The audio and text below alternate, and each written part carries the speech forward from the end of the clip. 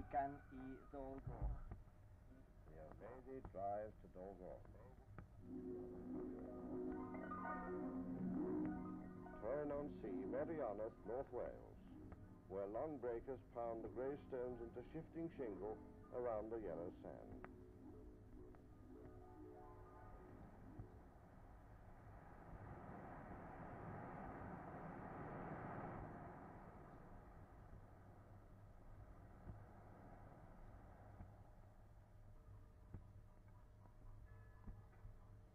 Troyn sleeps late on a Sunday, for in Wales the Sabbath is traditionally and passionately observed.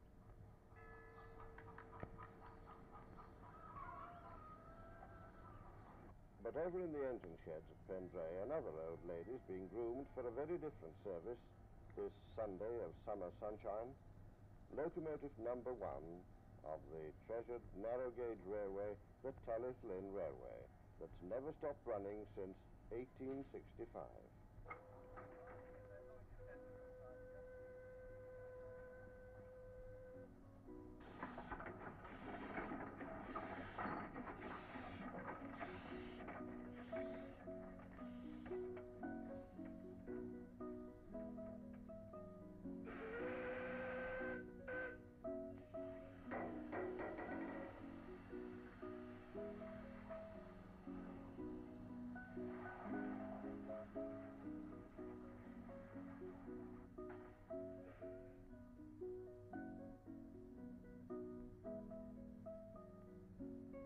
Troyn Wharf Station.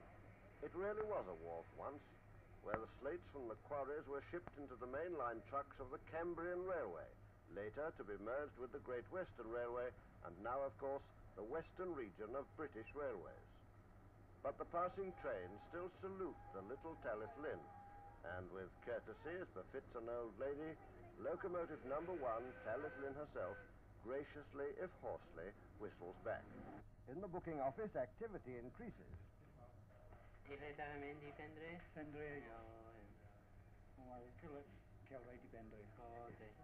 Welsh friends drop in for a Welsh chat.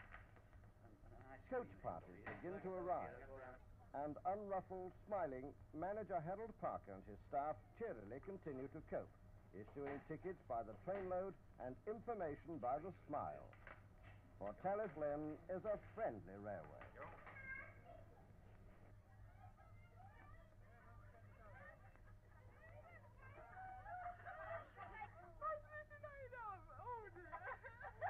It sounds as if you're enjoying yourself. We do such a funny train, we can't get over it, you see. But you haven't been in for a ride in it yet, you've only sat in it. This is the big guy help. Oh, you realise you have to sort of get out some of the way up and push. Well, we're game for anything, just today. I'm coming up on the train with you, move over. Have your tickets, please. Please, Thank you. Okay, I wonder where you are.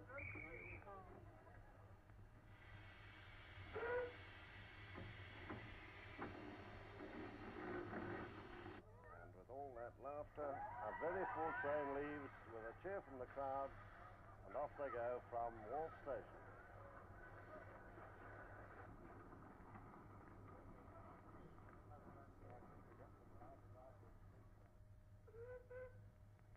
That's the old lady herself announcing her arrival at Pendray, having just done the short little run up from Wharf Station to Pendray alongside the loco sheds and the carriage sheds here. Pauses here while level crossing gates are opened. A full train.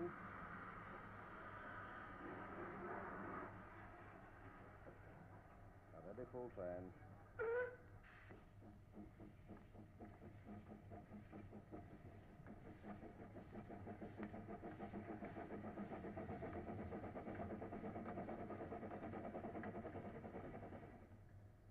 Over the flat, level grassland towards the never nearer mountains.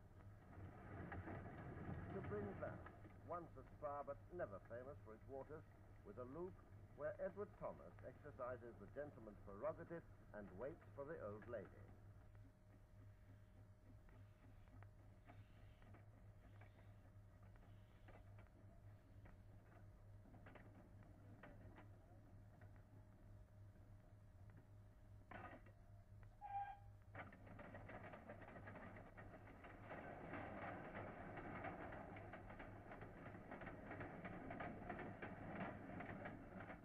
foothills now, and steeply wooded, sharply cut off to lay a line for the old lady.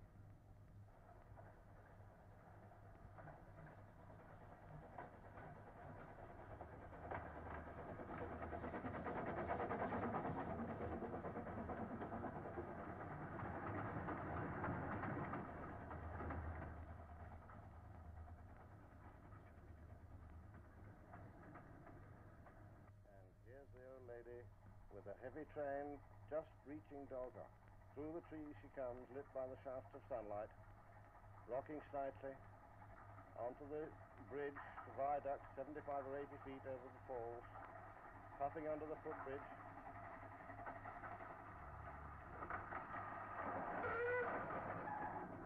And down below me the open trucks go by, crowded with holidaymakers. Rushing trees and reverberations, a breathtaking straight-down flash of the ravine. And then... 4:45, that. 4:45. Are you going to stop? 4:45. Oh, where is it?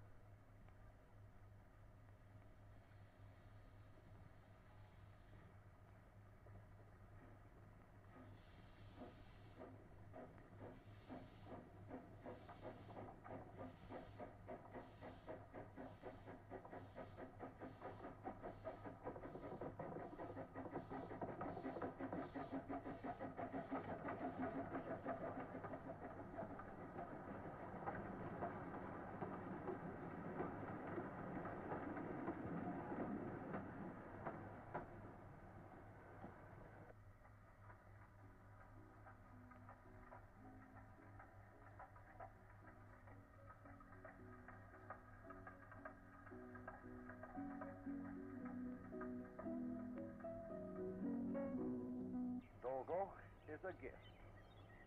Presented by a leading citizen of Towin-on-Sea, its donors stipulated it must always be preserved as a beauty spot for the benefit of the people of the town. I wonder if he realized how many visitors from all over the world have since blessed him for his generosity. Folded into the mountain under a carpet of tufted green treetops, hiding the narrow ravine from first sight, so that only the sound of a mighty head of water cascading in three great falls hints at the spectacular splendor below.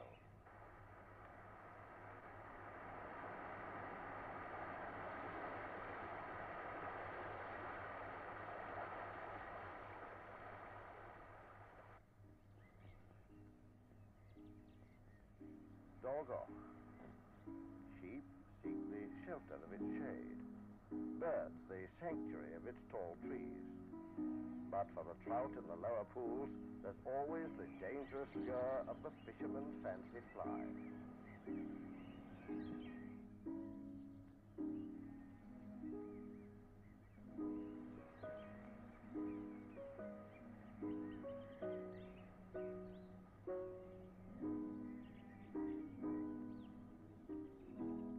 You must climb to see Dolgoch.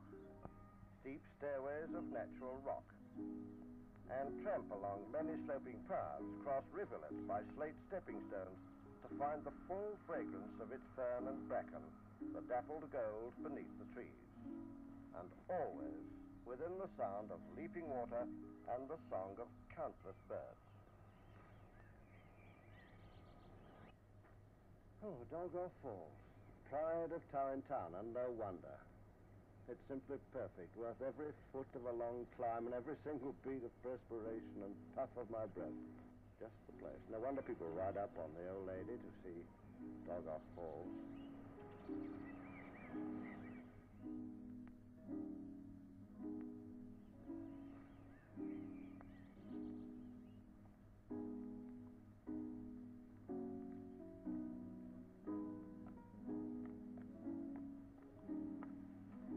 Oh, well, nearly down and back to the station now. Now, the tragedy is that the old lady who brings so many people up here to Dolgoch Falls, well, she'll never see the falls herself.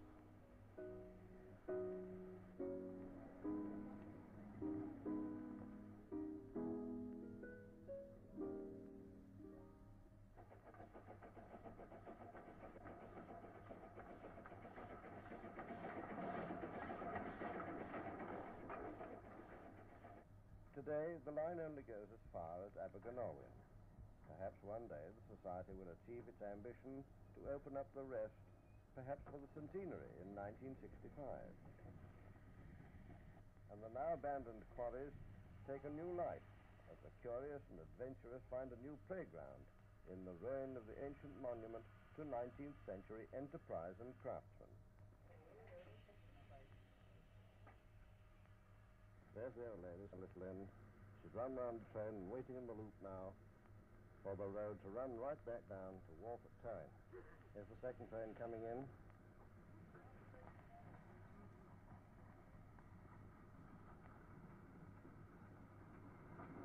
And it's number 4, Edward Thomas, pulling in another full train, driven by the engineering director of the Society himself, Bill Faulkner. Full train, people leading out, taking photographs as they arrive, and there are the two trains standing together at Abergynolwyn. There are nearly 500 people on these two trains. Some have just got here, some waiting now to go back on their three-quarter-hour ride. Most of it down this slope through this simply wonderful valley. This narrow valley, only maybe a quarter of a mile wide, but with lush-looking fields and the road running down it, and up the bank to the other side, right up again high, 700, 800, 900 feet above us. More of these most attractive, colourful Welsh hills. At Abergynolwyn, the old lady waits for Edward Thomas. They exchange whistles and depart.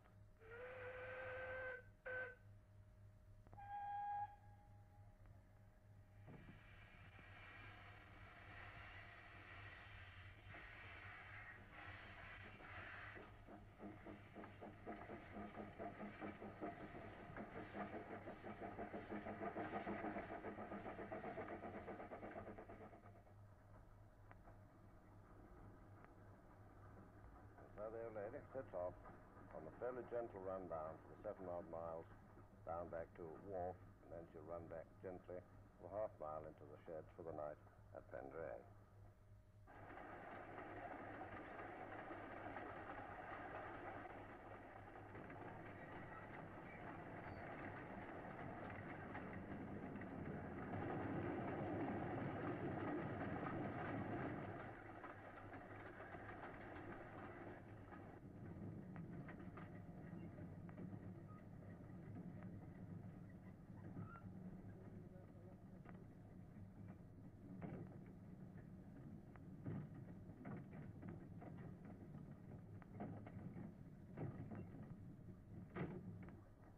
Now the passengers alight. They're all laughing, happy, and very well content.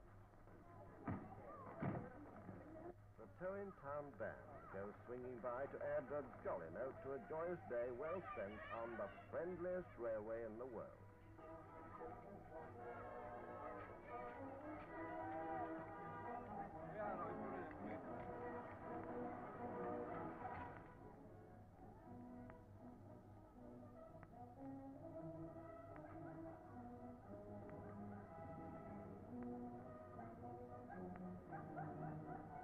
So a busy Sunday begins to draw to its close. Towing Wharf Station is quieter now, just a few people standing about, and the old lady stands here behind her stock, waiting now for her turn to push back up to Pendray for a rest for the night after another day's work on the railway. All day long she's been busy, and standing at the station when she's been much photographed and admired by enthusiasts and people of all sorts, and now she's all ready for the short run back up to Pendray for a night's rest. Gradually, the Taliesin Railway is unwinding at the end of this day. In the booking office, the manager, Mr. Parker, making up his books, and the buffet alongside, counting up the cash, checking the stock at the end of the day's work. Now, driver Di Jones gives his whistle, Tammy Flynn sets out on the last little run of the day. No passengers, just me.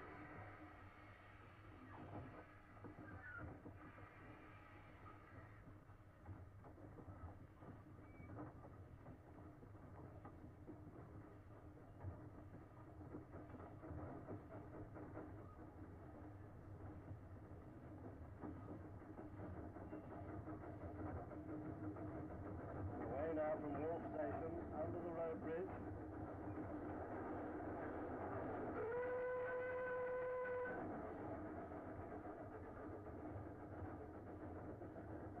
Through the cutting.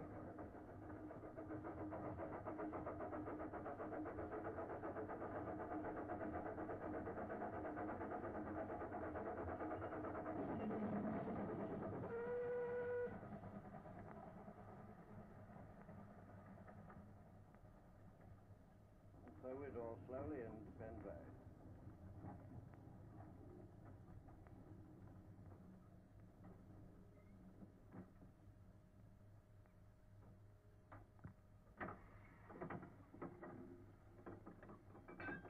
Okay, Keith.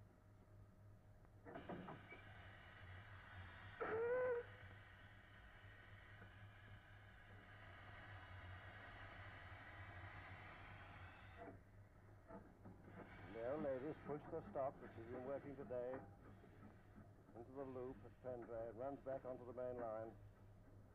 She'll come forward now to go into the shed for the night. And after the busy day, like all the old ladies, she has a little toilet. The fire's been taken out. There's still enough steam in to move her forward. And she's moving forward in a moment to the water tower. Now the last drink. Driver Di puts in the water hose. Well, the old lady's had a drink, refresh.